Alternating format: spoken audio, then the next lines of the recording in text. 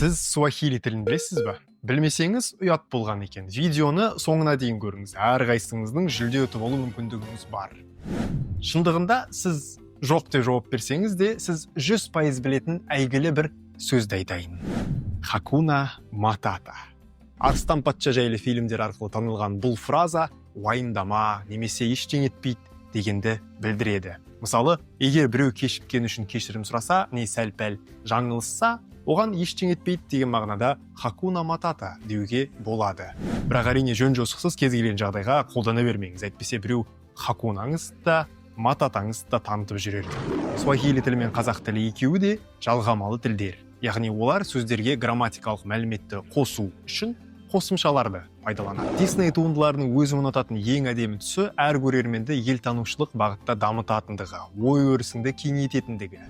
Бұған дейін бәріміз Миннесоталық немесе Мичигандық Райлимен таныстық. Одан кейін Полинезиялық Моанамен таныстық.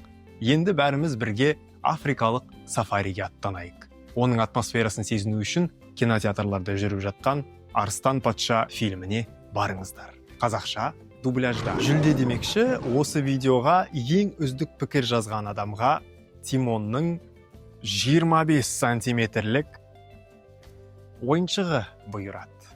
Іске сәт.